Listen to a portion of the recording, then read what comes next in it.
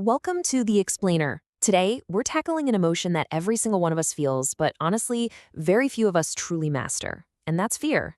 You know, on one hand, it's a life-saving tool, but on the other, it can be this self-imposed prison, right? The kind that keeps us from taking risks and becoming the people we really want to be. The Stoic philosopher Seneca pointed this out nearly 2,000 years ago, and it is the absolute core idea we're going to unpack today.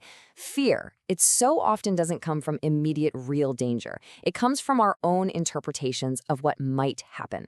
It's the story we tell ourselves, not the reality, that causes most of the suffering. All right, so here's our game plan for how we're going to tackle this. First, we'll look at the two different faces of fear. Then, we're going to deconstruct it, really break it down. After that, we'll explore a powerful mental toolkit to manage it, and then see how to put all that theory into action. And finally, we'll flip the script and learn to use fear as a compass for our own growth. Okay, first up, let's explore this idea that fear can be both a life-saving tool and a self-imposed prison. The Stoics were brilliant here. They didn't suggest we try to get rid of fear completely, but that we needed to understand its different forms. The Stoics made this really crucial distinction. There's rational fear, which is basically a survival tool. It's that sensible gut feeling that stops you from walking into traffic. Then there's irrational fear, and that's the one we're really focused on today. This is the fear that's rooted in these false judgments, the kind that holds you back from public speaking or asking for a raise or just trying something new. So if our goal is to manage this fear, we first have to really deconstruct it. When you feel that kind of vague sense of anxiety bubble up, what are you actually afraid of? Well, psychologists suggest that most of our complex anxieties, like a fear of public speaking or even jealousy, they actually stem from one of these 5 primal fears. For example, the fear of giving a speech. That's really a fear of ego death, right? It's the humiliation you imagine you'll feel. Once you can recognize the root, the fear starts to lose its power. So, what are the perfect ingredients for fear? Well, research shows that it thrives under 3 specific conditions: high uncertainty, low control, and unclear accountability. And just think about that for a second. An economic crisis feels terrifying for exactly these reasons. We don't know how deep it'll go, how long it'll last, or who's really in charge. So, how in the world do we fight back against these irrational fears? We can't always change the situation, that's a given, but what we can do is change our minds. And the ancient Stoics, well, they developed a really powerful mental toolkit for this very purpose. The first tool is what they called objective judgment. This is your power to separate the cold, hard facts of a situation from the drama, from the stories we love to tell ourselves. It's all about stripping away the what-ifs and just focusing on the what is. Let's go back to our public speaking example. The objective fact is just this: I am speaking to a group of people. Period. That's it.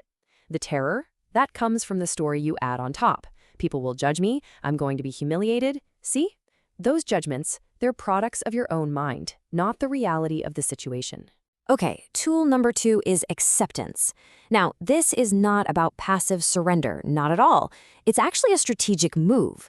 You stop wasting your precious energy on things you cannot change so you can redirect all of that power towards what you can control: your own actions and your own responses. Think about being stuck in traffic. We've all been there. Resisting it, honking, fuming, it only creates anger and stress. It changes absolutely nothing. But accepting it, that frees you up. Now you can choose a better response, one that's actually productive and preserves your peace of mind. But changing your mindset, that's only half the battle.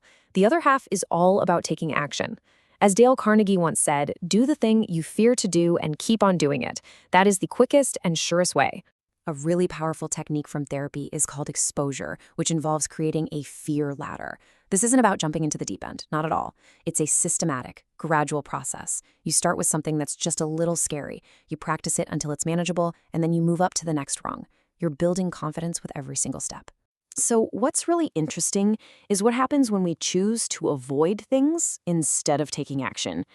Our brain learns that avoidance equals safety, which only reinforces and strengthens the fear over time. It makes it bigger. Check out this fascinating study on film directors. When they felt moderate fear, their focus stayed on the task, how to solve the problem in front of them. This led to personal growth and new skills. But under high, intense fear, their focus shifted inward, to their own distress. They ended up abandoning their professional goals just to make that bad feeling go away. So here's the crucial point. We need to completely reframe our relationship with fear. It's not a stop sign. It's a signal. It's a signpost, pointing you in a very specific direction. So instead of seeing fear as this enemy to be defeated, think of it as a compass. It points directly to the areas where you have the most to gain, where the biggest opportunities for growth and self-discovery are hiding. The very thing you're afraid of, well, that's often the next thing you need to do. See, you don't have to wait until the fear is gone. You don't need more time. You don't need more certainty. The confidence you're actually looking for is waiting on the other side of action. So I'll leave you with this final thought. What's one small action? Just one little rung on your fear ladder that you can take today?